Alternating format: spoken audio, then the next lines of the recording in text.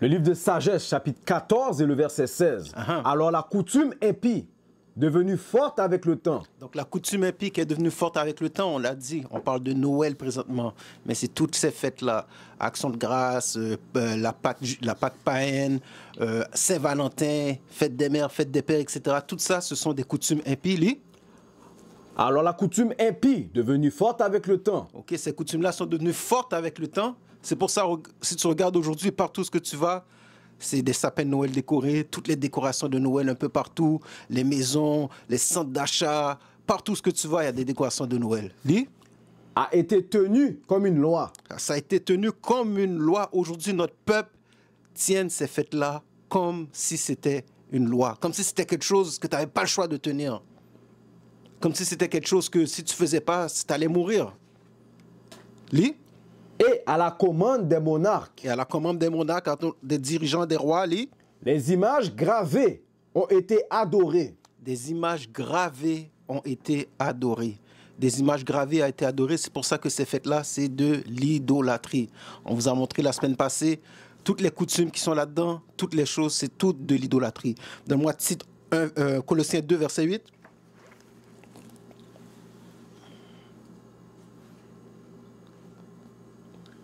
Le livre de Colossiens, chapitre 2, et le verset 8. Prenez garde qu'aucun homme ne vous spolie.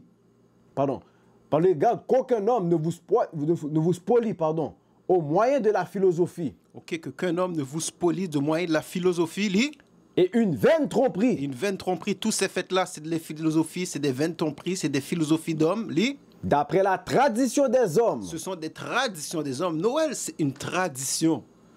Ok, c'est pour ça que quand tu regardes à la télé, ils disent toujours la tradition de Noël, etc. C'est une tradition, ça n'a rien à voir avec la Bible. D'après les rudiments du monde. D'après les rudiments du monde, et non d'après Christ. Et non d'après Christ. Ces fêtes-là ne sont pas d'après Christ. On vous a montré la semaine passée que ça n'a rien à voir avec Christ. Donne-moi titre 1, verset 14. Le livre de Tite, chapitre 1, verset 14. Ne prétends pas attention aux fables juives. Ne prétends pas attention aux fables juives. Noël, c'est une fable juive. C'est quoi une fable? Une histoire inventée. Quelque chose qui semble vrai, mais qu'en réalité, c'est pas vrai. Noël, c'est un exemple de fable juive. Ne prétends pas attention aux fables juives et au commandement des hommes. Et au commandement des hommes, qui se détournent de la vérité. Qui se détournent de la vérité. Ok. Alors, continuons avec notre histoire. Avant qu'on continue, la semaine passée, je vous avais dit quelque chose, que les Arabes célèbrent Noël, le 24 décembre. Je n'avais pas envoyé ça à Haïti, mais je t'ai envoyé la photo. C'est dans le livre... qu'on avait été la semaine passée, Les deux Babylones, page 94. Lis-moi ça, s'il te plaît. On the 24th of the 10th month. Regardez qu'est-ce qu'il dit, le 24e jour du 10e mois, ce qui prouve qu'ils savent que décembre, c'est en réalité le 10e mois. Décembre, c'est déca pour 10. Alors, ils savent que c'est vraiment le 10e mois, ce n'est pas le dernier mois de l'année. Lis. That is December. According to our reckoning, the Arabians, les Arabes, celebrated the birthday of the Lord. Célébraient la fête du Seigneur, that is the moon. Qui est la lune. Le 24 décembre, ils célèbrent la fête du Seigneur, qui est la lune selon eux. The Lord Moon was the great object of the Arabian worship. Il dit que la lune, c'est un grand objet d'adoration. Jusqu'à aujourd'hui, c'est un objet d'adoration parce que regarde les pays arabes, leurs drapeaux. Ils ont toujours une lune, une étoile. And that Lord Moon, according to them, was born on the 24th. Donc, selon eux, ce dieu de la lune est né le 24 décembre. Was born on the 24th of December. Which clearly shows that the birth which they celebrated had no necessary connection with the course of the sun. Ok, donc c'est juste pour vous montrer que les Arabes célèbrent aussi leur Noël. Ça s'appelle peut-être pas Noël, mais ce sont toutes les mêmes célébrations qu'ils font. Ok, alors on vous a parlé la semaine passée du paganisme. Maintenant, on va parler plus de l'oppression. Donne-moi le premier article, la première chose que je t'ai envoyé. Le premier article, ça parle les dures réalités de la vie esclave sont effacées lors des visites de Noël dans les plantations du Sud. OK, on ne va pas tout lire. Descends en bas, où ce que j'ai mis, fouetté et vendu à Noël. Parce que la raison pour laquelle je vais là-dedans, quand tu regardes les films, ils nous font croire que Noël, c'était un moment joyeux pour les esclaves. Ils nous font croire qu'on avait hâte à Noël, etc. OK? Mais en réalité, c'est pas ça. OK? Peut-être que certains esclaves, oui, il arrivait qu'il y en avait qui avaient des moments joyeux à Noël, mais la plupart d'entre nous, c'est pas ça. OK? On a lu tout à l'heure les Écritures, les fables juives. OK? Le fait que les esclaves étaient bien traités à Noël ou qu'ils aimaient Noël et que tout cela, c'est une fable juive. Et on va le prouver. On va le prouver que même pendant Noël, nous étions opprimés. OK? Lis la partie jaune, en jaune. Fouetté et vendu à Noël. J'ai lu de nombreux documents pour savoir comment les esclaves ont réellement passé leur Noël. OK, donc là, c'est quelqu'un qui a fait des recherches, un étudiant qui dit « J'ai lu de nombreux documents pour savoir comment les esclaves ont réellement passé le Noël. » Parce que comme j'ai dit dans les films, ils vous font croire que Noël, c'était un moment merveilleux entre les esclaves et le maître d'esclaves. Mais on va voir que ce n'est pas le cas. Lis. La vérité est profondément troublante. Continue. L'image montre les cicatrices du fouet infligé sur le dos d'un esclave. D'une part, la majorité des esclaves ont obtenu du temps libre au travail pendant Noël, ainsi que des fêtes et des cadeaux. OK, donc ils disent que la majorité d'esclaves ont obtenu du temps libre pendant Noël, ainsi que des fêtes et des cadeaux. Continue. Certains ont dû voyager ou se marier, des privilèges qu'ils n'ont pas obtenus à d'autres moments de l'année. Donc on dit que certains ont dû se voyager ou se marier, des privilèges qu'ils n'avaient pas normalement à l'occasion de l'année. Mais, juste un instant, je suis en train de penser à quelque chose. Quand les esclaves se mariaient, qu'est-ce qui se passait? Si c'est un moment si joyeux que ça, donne-moi Deutéronome 28. Deutéronome 28.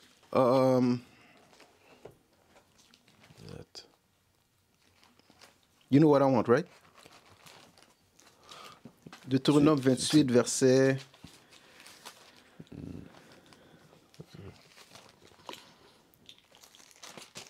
Ah, OK. Deutéronome 28, verset et 30. le verset 30. Yeah. Tu te fianceras à une femme, et un autre homme couchera avec elle. Un autre homme coucha avec elle. Qu'est-ce qui se passait quand on était esclavage, quand tu allais te marier avec une femme? Avant que tu consummais ton mariage, le maître d'esclave couchait avec ta femme. Ou ta future femme, ou comment on peut dire. OK? Alors, se marier pendant Noël, c'était pas quelque chose de si joyeux que ça. OK, retourne dans l'article.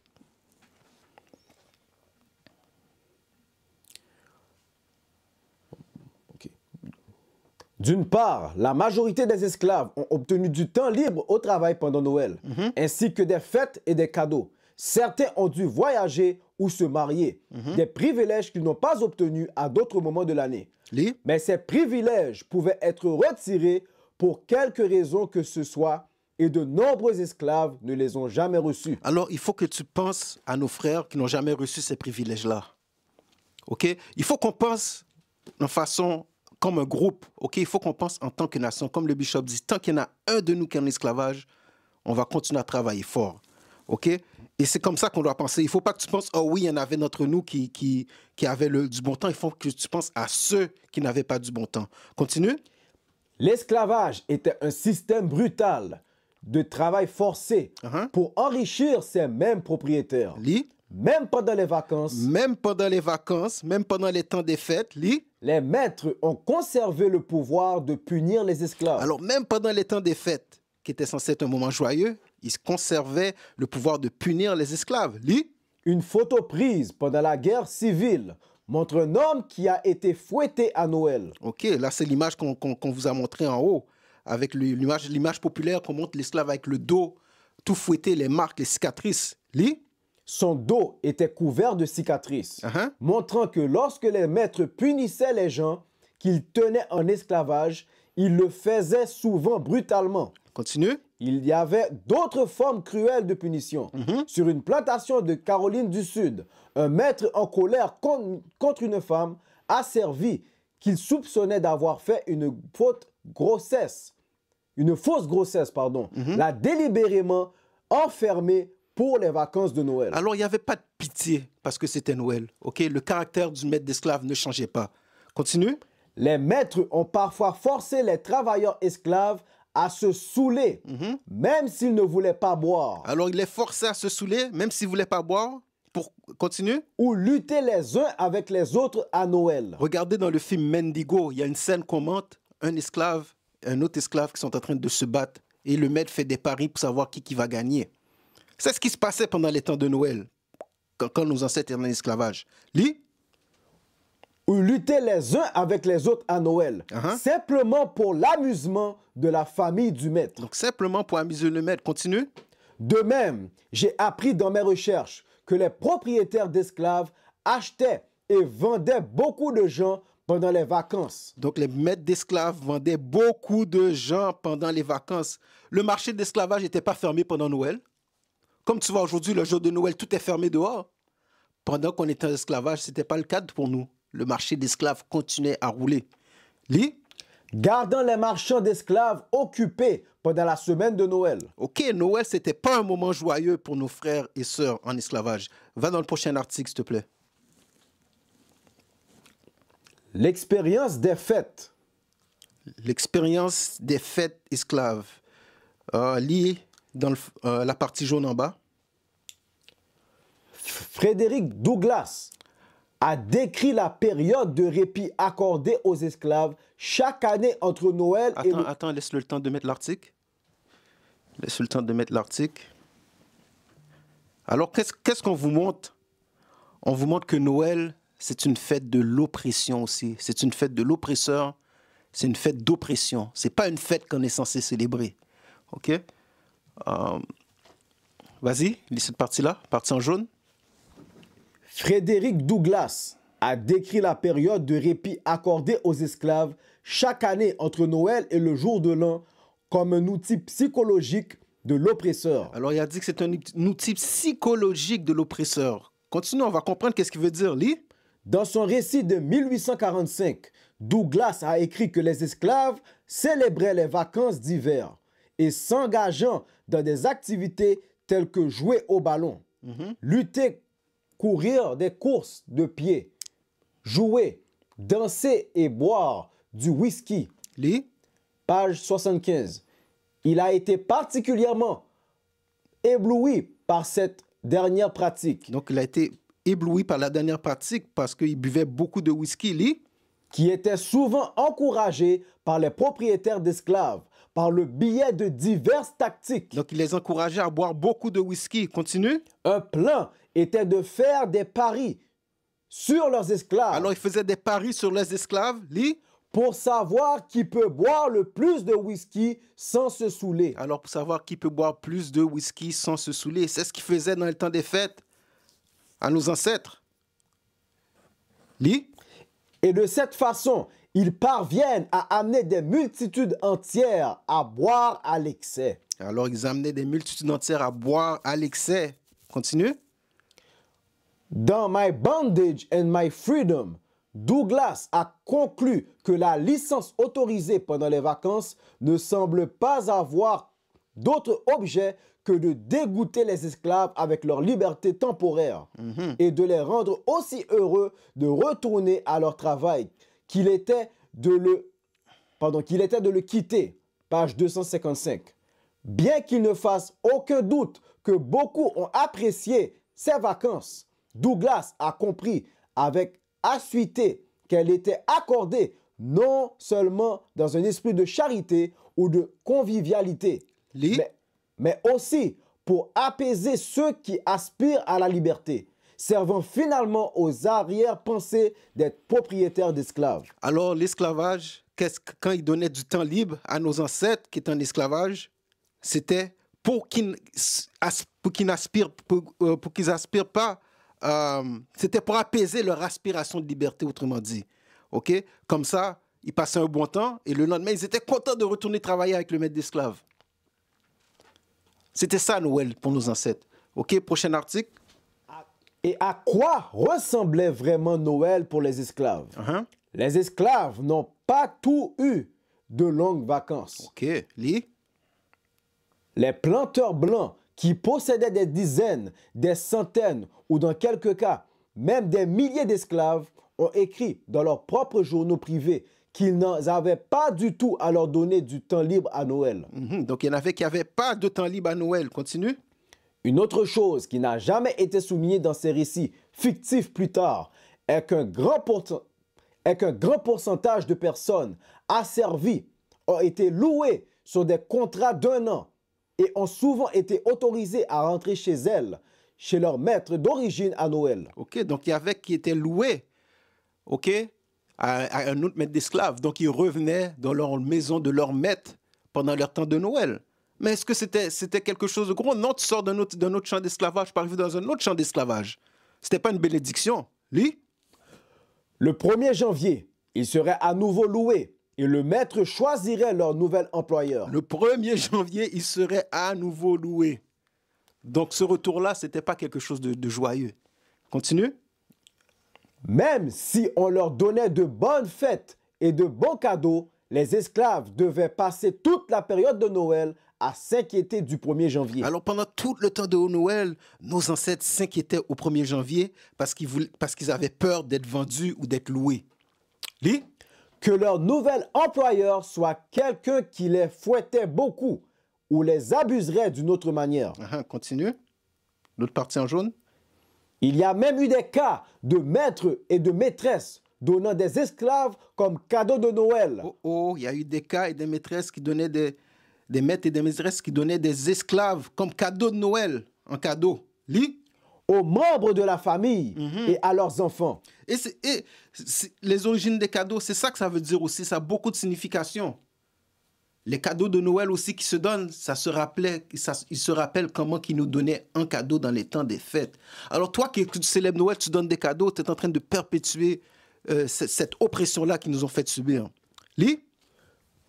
Louis Hughes, qui a échappé à l'esclavage et qui a publié plus tard dans sa vie une autobiographie intitulée « 30 ans d'esclaves », a rappelé dans son livre comment il avait littéralement été présenté par son acheteur en cadeau à sa femme la veille de Noël.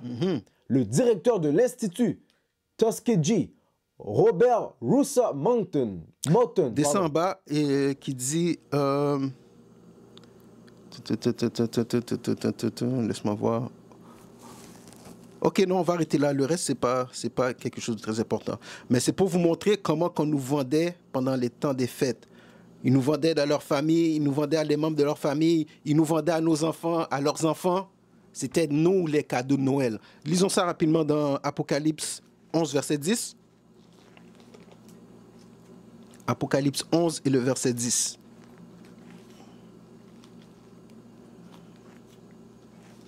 Le livre d'Apocalypse, chapitre 11. Apocalypse, chapitre 11 et le verset 10. Et ceux qui demeurent sur la terre se réjouiront à leur sujet. Et ceux qui demeurent sur la terre se réjouiront à leur sujet. Les autres nations, particulièrement la race caucasienne, se réjouiront à notre sujet. Lis. Et se divertiront. Et se divertiront, comme on vient de lire, comment ils se divertissaient avec nous à Noël. Ils nous rendaient sourds, ils faisaient des paris, ils nous faisaient nous lutter l'un contre l'autre pour faire des paris. C'est comme ça qu'ils se divertissaient sur nous. Lis. Et s'enverront des cadeaux. Et s'enverront quoi? Et s'enverront des cadeaux. Et s'enverront des cadeaux. Lis. Les uns aux autres. Les uns aux autres. C'est pas qu'est-ce qu'on vient de lire? C'est qu'est-ce qu'on vient de lire. Lis. Parce que ces deux prophètes. Parce que ces deux prophètes, le royaume du Nord, le royaume du Sud, lis. Tourmentèrent ceux qui demeurent sur la terre. Ceux qui demeurent sur la terre. On va voir ça. On va rentrer dans ce sujet-là aussi maintenant. OK? Ceux qui étaient sur la terre tourmentaient quoi? Relis ça. Et ceux qui demeurent sur la terre se réjouiront à leur sujet et se divertiront et s'enverront des cadeaux les uns aux autres, parce que ces deux prophètes tourmentèrent ceux qui demeurent sur la terre. OK, prochain article. Aux Pays-Bas, le Père Noël n'a pas d'elfes, mais il a des esclaves. Aux Pays-Bas, le Père Noël n'a pas d'elfes, il a des esclaves. La tradition raciste de Noël que les Hollandais commentent à... Pardon. que les Hollandais commencent à combattre. OK. Un Zwart. Lis le paragraphe en dessous. En tant que nouvelle arrivante au pays. En tant que nouvelle arrivante aux Pays-Bas, il y a beaucoup de choses que je ne fais pas bien. J'oublie d'apporter des présents dans les dîners. Je remercie les gens trop chaleureusement. Et je parle souvent trop personnellement avec des personnes que je viens à peine de rencontrer. Uh-huh. Mais aucune de mes bourdes n'a jamais provoqué de réaction plus embarrassée que lorsque j'ai évoqué mes préoccupations au sujet du Père Noël. OK. Lis le prochain paragraphe. Une tradition bien ancrée. Voici ce qui me perturbe aux Pays-Bas. Le Père Noël ou Santa Claus, comme les Néerlandais le nomment, n'a pas de reine. Donc, aux Pays-Bas, le Père Noël n'a pas de reine parce qu'en Amérique, quand on regarde le Père Noël, il a des reines. Mais aux Pays-Bas, il n'a pas de reine. Qu'est-ce qu'il a? Il a un petit assistant nommé Zwart Piet. Swarty Pete. Littéralement, Pierre le Noir. Littéralement, Pierre le Noir. Parce que Swarty, ça vient de Swarty, qui veut dire noir, qui veut dire foncé. OK, lis. Qui enchante les enfants avec ses biscuits, Peppernoten, et son comportement excentrique, tandis que sa ressemblance avec Sambo le Petit Noir épouvante les visiteurs étrangers. OK. Attends, laisse-moi te dire où aller lire. OK, continue. Chaque année, le 5 décembre. Chaque année, le 5 décembre, à la veille de la fête de Saint-Nicolas, les enfants de tout le pays se réveillent excités de recevoir des cadeaux et des friandises, tandis que des milliers d'adultes se griment devant leur miroir, recouvrant leur visage de peinture marron et leurs lèvres de rouge. Alors, les enfants sont contents de recevoir des friandises. Les adultes, qu'est-ce qu'ils font? Ils se déguisent. Ils mettent un maquillage foncé, marron et les lèvres rouges. Continue. Dans leur déguisement de Zwart Piet, ils défilent dans le centre d'Amsterdam. Alors, ils se promènent dans le centre d'Amsterdam, lit. Comme dans les rues des petits villages, ouvrant la voie à l'arrivée de Santa Claus, qui, dans la tradition néerlandaise, chevauche un cheval blanc volant. OK. Continue. Tenter d'expliquer à un Néerlandais pourquoi cette image vous perturbe ne provoquera que colère et frustration. Alors, si tu vas demander à un Néerlandais pourquoi vous faisiez ça, il va se mettre en colère. Parce que c'est une tradition qu'ils font, ça fait tellement longtemps. Continue. Des adultes plus âgés et ouverts d'esprit peuvent avoir un mouvement de recul à l'évocation du sujet et réciter une liste apprise par cœur de raisons pour lesquelles Zwart Piet ne devrait offenser personne. Il n'est même pas noir. Alors ils disent il n'est même pas noir. Continue. Vous diront beaucoup d'entre eux. Il est juste noir parce qu'il descend de la cheminée. Alors il dit il est juste noir parce qu'il descend dans la cheminée. C'est pour ça qu'il est noir. Mais pourquoi vous vous déguisez en noir parce qu'il descend de la cheminée? Ça fait aucun sens. Dis la deuxième partie. L'autre artiste, Saint-Nicolas et le Petit Noir venu des colonies. Comme l'histoire de Zwart Piet le dit clairement, l'explication de la suite de cheminée ne tient pas la route. Zwart Piet ou son ancêtre immédiat, peu importe, a été introduit en 1845. OK, il a été introduit en 1845, lis. Dans un récit intitulé Saint-Nicolas et son serviteur, écrit par un maître d'école néerlandais nommé Jan Scheckman. Donc c'est quelque chose vraiment enraciné dans leur tradition. Lis.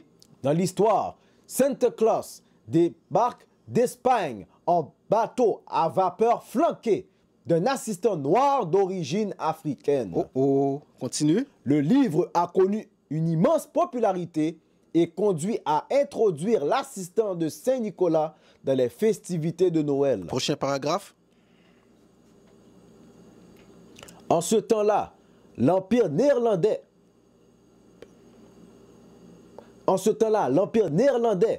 s'étendait sur 3 continents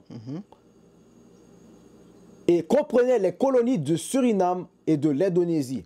Les Néerlandais étaient très impliqués dans le commerce des esclaves. Relis ça. Les Néerlandais dans le Pays-Bas, lis. Étaient très impliqués dans le commerce des esclaves. Ils étaient très impliqués dans le commerce des esclaves, lis. dans la traite des esclaves africains, dans la traite des esclaves africains, comme dans leurs exploitations dans les plantations de café et de sucre de leurs colonies.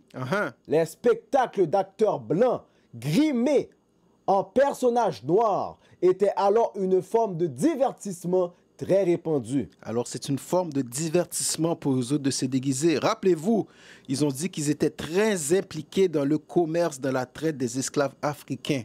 On ne parle pas souvent des Néerlandais, mais ils étaient très impliqués. OK? Continuons. Montre-moi les images. On va vous montrer les images, quelques images de quoi que ça a l'air leur déguisement, quand ils se déguisent. OK? Comme on vous a dit, c'est des adultes qui font ces choses-là.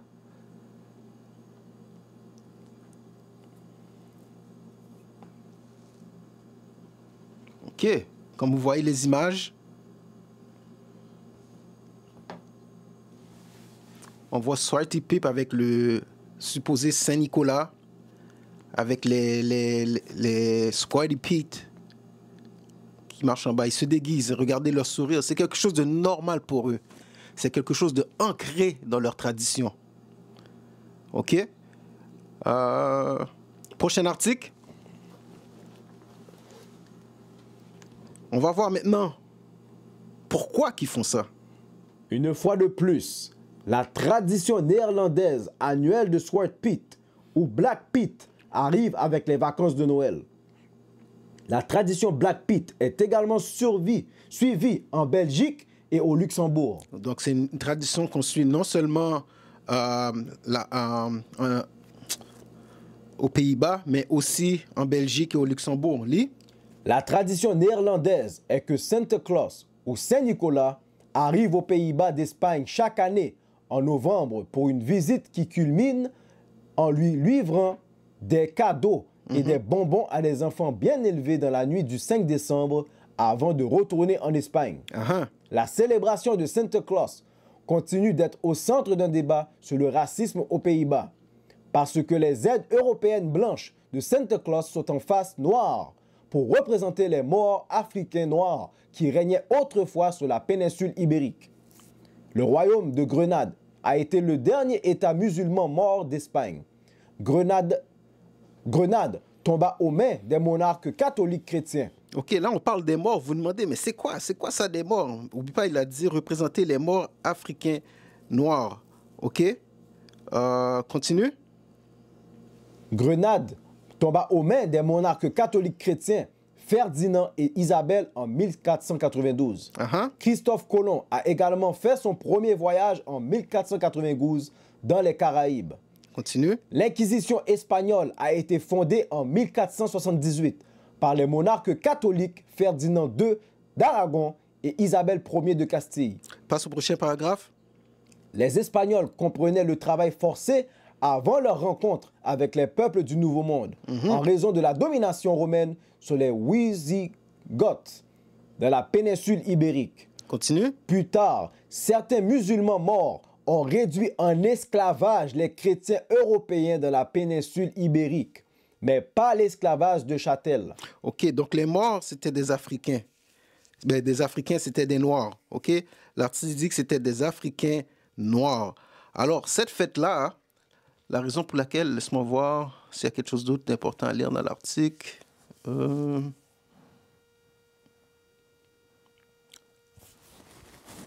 Non, c'est bon. OK?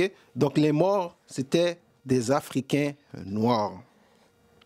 OK? Et ils ont été rendus en esclavage par ces Européens-là. Montre-moi les prochaines images avant qu'on aille dans le livre. Parce qu'en réalité, qu'est-ce qu'ils célèbrent? Ils célèbrent leur conquête sur nous. Quand ils se déguisent comme ça en noir, ils se célèbrent notre conquête. L'image qu'on voit là, qu'on vous montre, ça, c'est des statues en Europe. OK? Si je ne me trompe pas, ces statues-là sont en Allemagne. OK? Tout ça, ce sont des choses que vous trouvez dans les musées, dans les livres, en Europe. Mais pourquoi les Noirs sont comme ça? Sont si nobles? Pourquoi ils ont l'air si nobles? Parce qu'ils étaient des rois en Europe. Les nobles en Europe, c'était les Noirs. OK, quand on parle de l'époque du Moyen-Âge, en anglais, on dit le Dark Ages. Pourquoi on appelait comme ça? C'est parce que c'était les Noirs qui régnaient en Europe. Toutes ces images-là, c'est en Europe que vous les trouvez. OK? Donne-moi sagesse. Sagesse. Parce que Salomon a vu cette époque-là. On va vous le prouver. Donne-moi sagesse 6, commence non, sagesse 7, verset 17. Le livre de Sagesse, chapitre 7 et le verset 17. Car c'est lui qui m'a donné la connaissance infaillible de ce qui existe, pour connaître la structure du monde et l'activité des éléments. Donc, c'est ce que Salomon se connaît. Il connaissait la structure du monde, l'activité des éléments. Lis. Le début. Début. Et la fin. Et la fin. Et le milieu des temps. Et quoi? Et le milieu des temps. Et le milieu des temps. Le milieu des temps, Salomon a vu le milieu des temps. Et le milieu des temps, c'est nous en esclavage, nous qui régnions sur l'Europe, qui a commencé en 711 après Jésus-Christ. Notre règne sur l'Europe a commencé à cette époque-là. Salomon a vu cette époque-là. OK? Donc ça, c'est pas un rêve, ça s'est vraiment passé. On va vous prouver ça. On va vous prouver qu'on régnait sur l'Europe. OK? Montre-moi la photo du prochain livre. Nature knows no color line. Je me souviens quand j'étais arrivé dans La Vérité, là, ce livre-là était extrêmement cher. Il était presque impossible à trouver. Mais à un moment donné, ils ont commencé à le remettre sur Amazon. Je pense que je l'avais acheté pour $60, quelque chose comme ça. Je ne sais pas si vous pouvez trouver, mais je vous conseille d'aller l'acheter si vous pouvez le trouver. OK? Donne-moi le PDF. Il est en anglais. On a traduit les pages dont j'avais besoin. On va commencer à la page 55 du livre. Ça parle mélange racial en Espagne et le Portugal. OK? Rappelez-vous, je vous lis ça pour vous prouver que les nobles en Europe, les rois, quand on parle des Moors, c'était nous. OK? Vas-y. Alors que les Vandales blancs affluaient en Afrique au 4e et au 5e siècle, les Africains ont continué à arriver dans le sud-Europe, principalement comme esclaves. Principalement comme esclaves, lis. Mais en 711 après Jésus-Christ. Mais en 711 après Jésus-Christ, lui, ils arrivèrent comme conquéreurs. Ils arrivèrent comme conquéreurs ou comme conquérants. Comme on dit, les conquistadors qui sont venus ici. Les colons. Nous, on est arrivés en Europe comme des conquérants. Continue. En traversant l'Espagne, ils capturèrent Gibraltar. Et vaincu les Goths, envahisseurs germaniques blancs de 3 siècles plus tôt. Le commandant Tariq, un nègre, a donné son nom à Gibraltar, anciennement Calpe. Alors quand tu regardes les films, on regarde souvent les films celtes, gothiques et tout ça, on voit toujours c'est des blancs qui sont en train de conquérir d'autres blancs. Non, en réalité, qu'est-ce qui s'est passé? Nous avons conquéri les Goths. On a vaincu les Goths, on a vaincu les envahisseurs germaniques. On est arrivé en Europe en tant que conquérants. On est venu en Europe pour capturer l'Europe. C'est ce que nous avons fait. Lis. Ces Africains étaient des morts. Ils étaient des morts, lis. Parfois appelés arabes, à cause de leur langue et de leur langue. Parce qu'il y en avait beaucoup qui étaient dans l'islam. OK, mais c'était des noirs. À cause de leur langue, on disait qu'on les appelait des fois des arabes. Lis. Pour les premiers Grecs. Pour les premiers Grecs, lis. Les morts étaient les gens noirs ou sombres. Les morts étaient des gens noirs ou sombres. Continue. Moraux. Et pour les Romains, Morus, un peuple noir aux cheveux laineux. Un peuple noir aux cheveux laineux, ça parle de nous, mes frères et sœurs. Lis. Connu sous le nom d'Éthiopes, Niger et Affaire. Même jusqu'au 5e siècle après Jésus-Christ, Procope, historien romain, appelle le peuple du Maroc noir. Appelle le peuple du Maroc noir. Le Maroc, c'était des Noirs qui étaient là avant la conquête des Arabes du nord de l'Afrique. OK? Continue. L'autre partie en jaune en bas. Encore plus tard, est venu les envahisseurs islamiques, dont les ancêtres depuis 30 siècles furent un mélange de blanc et de noir. En raison des invasions de ces peuples pâles de couleur, les morts du 8e siècle après Jésus-Christ avaient probablement la même couleur que la population indigène de Casablanca. Attends une minute. Ils disent que, encore plus tard, les envahisseurs islamiques, dont les ancêtres depuis 30 siècles, fut un mélange de blanc et de noir. De blanc et de noir. C'est pour ça que les Arabes aujourd'hui sont plus pâles. Mais les Arabes, à l'origine, ils étaient aussi foncés que nous. OK? Mais avec le temps, ils se sont mélangés avec les Blancs. Et c'est comme ça qu'aujourd'hui, que vous voyez qu'ils ont la couleur de peau qu'ils ont aujourd'hui. Attends, donne-moi ça rapidement. Est-ce que tu te rappelles du verset quand Issa a pris une fille d'Ishmaël, quand il s'est marié avec la fille d'Ishmaël? Genèse 28 et le verset 9. Alors Ésaü alla vers Ismaël. Ésaü alla vers Ishmaël, et prit en plus de femmes qu'il avait. Mahalat. Donc il a pris Mahalat, la fille d'Ishmaël, Mahalat, la fille d'Ismaël, fils d'Abraham, la sœur de Nebajot, pour être sa femme. Donc Issa, Ésaü, qui est le père de la race blanche, a marié une femme arabe. C'est pour ça qu'on lisait tout à l'heure que les Arabes ont eu un mélange de blanc et de noir. C'est ça qui sont les Arabes. OK? Retourne dans l'article. Donc, on vous a montré l'origine du mélange. C'est comme ça que ça a commencé. C'est pour ça qu'aujourd'hui, vous voyez les Arabes, la plupart des Arabes sont pâles. On en retrouve encore beaucoup de foncés, par contre. Retourne dans l'article. Page 50.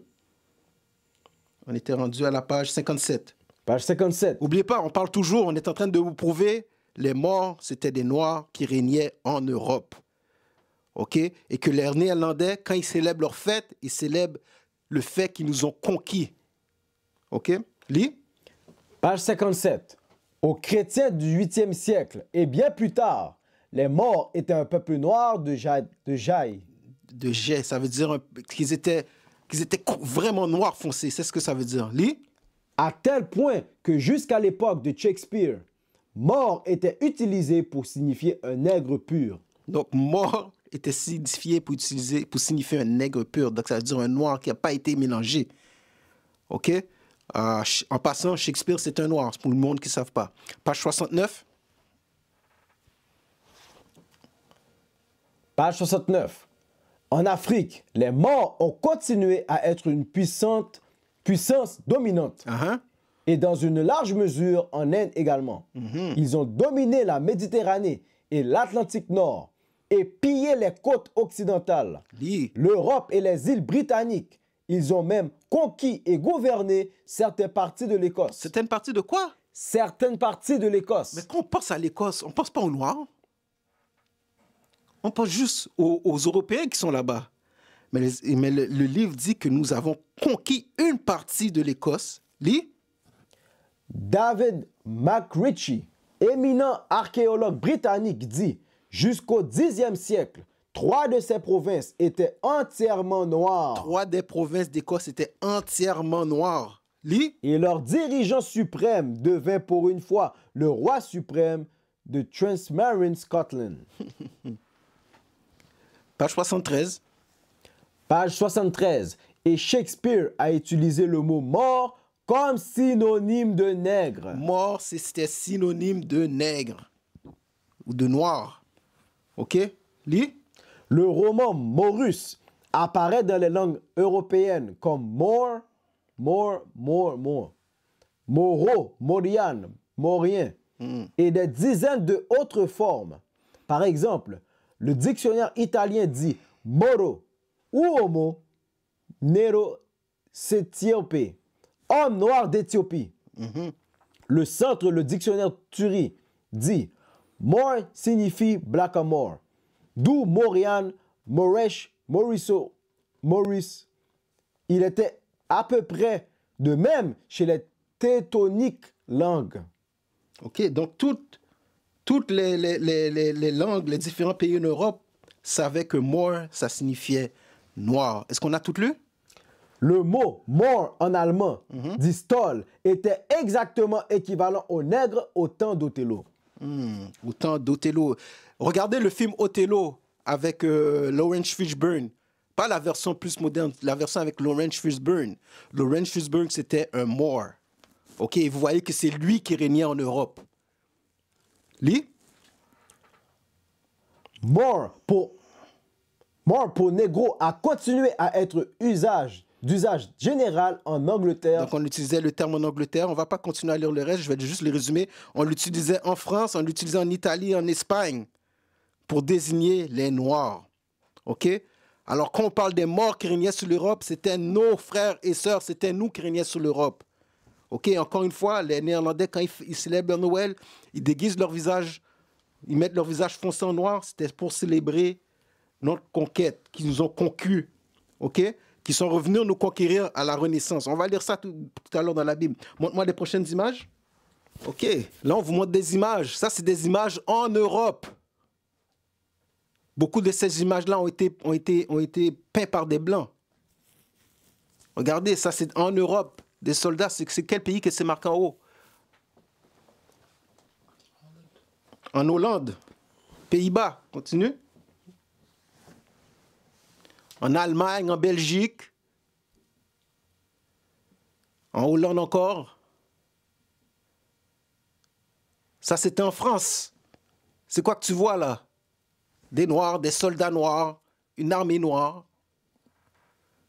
Continue. Ça, si je ne me trompe pas, c'était un roi en Angleterre. Un roi noir en Angleterre, si je ne me trompe pas. Un prince noir en Angleterre. Ça, c'était un joueur de tambour dans l'armée. Lis, continue. C'est la dernière image? OK.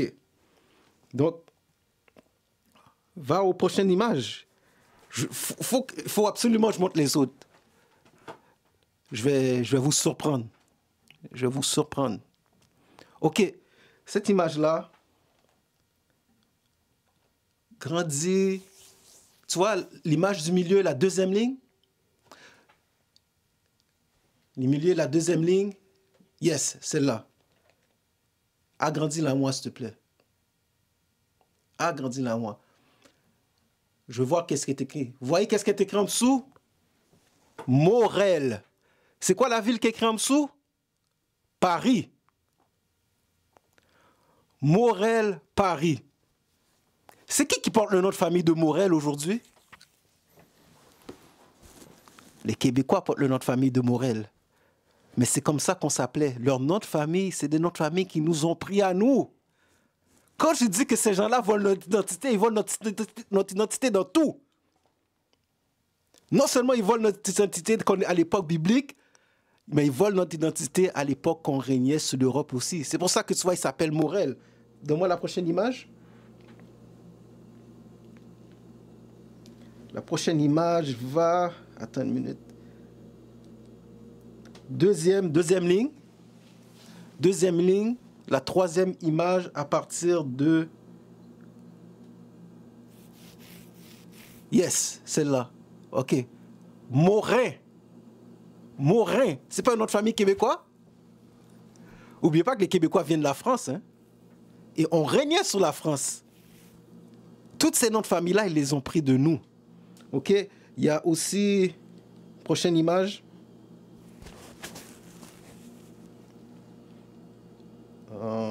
On est rendu à la troisième image, right?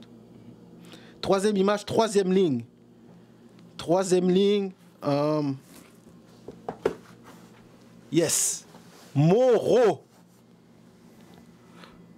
Toutes des noms de famille québécois. Mais regarde les images, c'était des Noirs.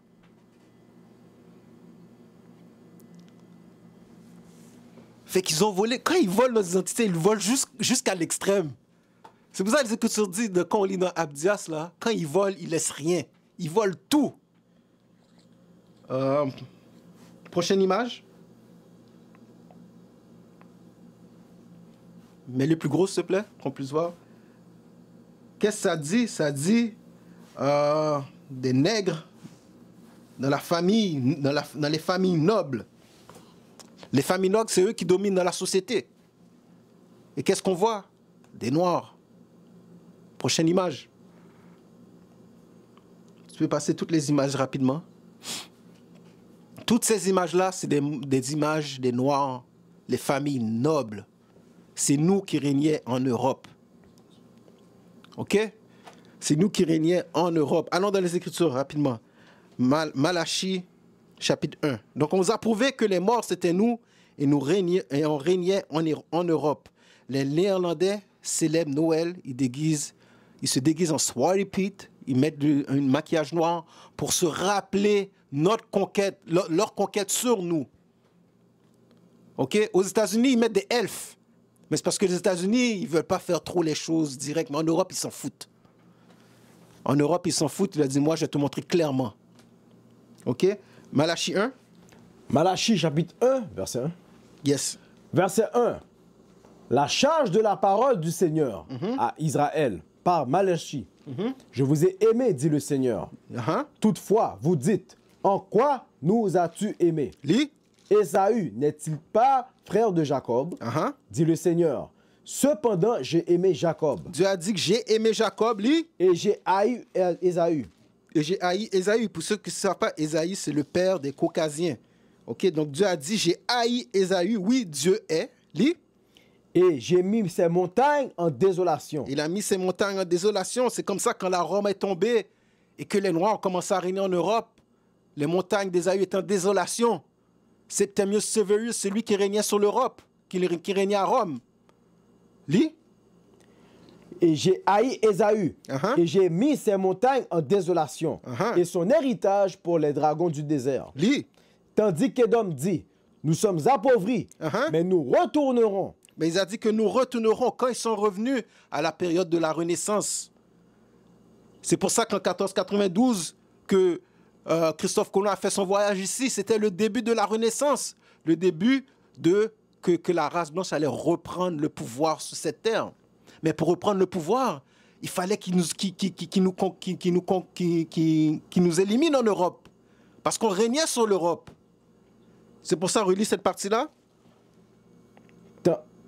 Et tandis qu'Édom dit, nous sommes appauvris, mais nous retournerons et rebâtirons les lieux dévastés. Ils sont revenus à la période de la Renaissance. C'est comme ça qu'ils nous ont chassés de l'Europe avec les inquisitions. Parce que quand on parle des Juifs en Europe, c'était nous qui étions en Europe aussi. OK? Parce que les Moors, c'était des Juifs. Parce qu'oubliez pas, Juifs, ce sont les Israélites. Mais il y avait beaucoup dans les Moors qui avaient pris les traditions d'islam. OK? Mais ça parle de nous, ça. Lis. Ainsi dit le Seigneur des armées, ils bâtiront. OK, ils ont bâti, laisse-les bâtir, lis. Mais je renverserai. Aujourd'hui, c'est eux autres qui règnent, qui dominent. Mais Dieu a dit, je vais les renverser. Dieu a dit que je vais les renverser. Donc la Bible parle de la Renaissance. La Bible parle de l'époque où leur montagne était désolée pendant le Moyen-Âge. Pendant que c'est nous qui régnions sur l'Europe. OK? Donne-moi Apocalypse 11, verset 10. Parce qu'oubliez pas, pendant que nous régnons en Europe, pourquoi Christophe Colomb a fait un voyage en 1492 pour venir en Amérique? Parce que nos frères latinos et amérindiens régnaient en Amérique. Donc on régnait non seulement en Afrique, on régnait en Europe, une partie de l'Asie, même on lisait dans le livre tout à l'heure qui disait une partie de l'Inde aussi qu'on a conquérie, Suriname, etc. Mais on régnait aussi en Amérique, dans toute l'Amérique.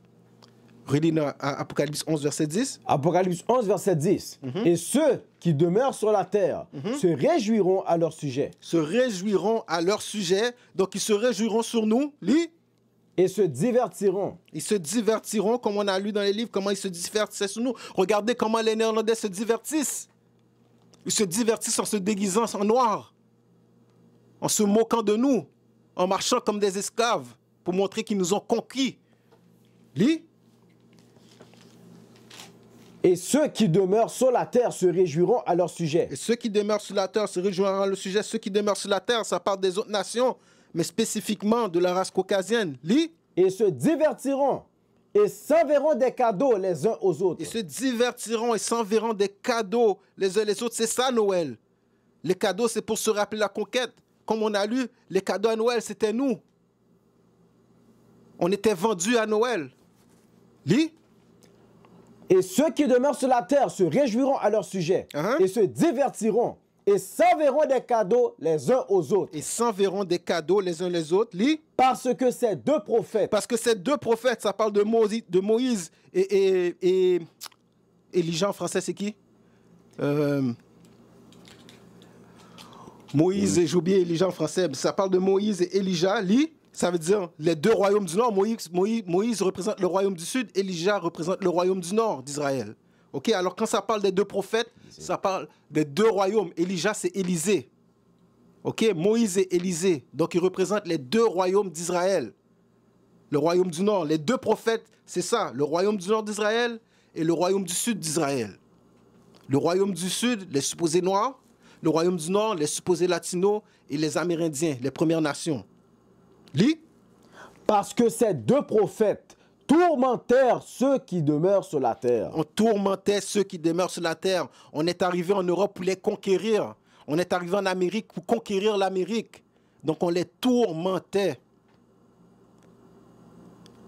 Mais maintenant, qu'est-ce qu'ils ont fait pendant Noël? Maintenant, ils nous ont conquis.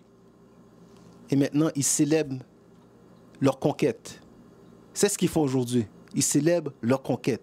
Noël, c'est du paganisme et de l'oppression. C'est ce que ça représente, Noël. OK? Frères et sœurs, c'est tout pour ma classe aujourd'hui. Donne-moi la dernière image, s'il te plaît. J'espère que ça a été édifiant pour vous. Gloire à Dieu, j'ai réussi à faire ça en 2 parties.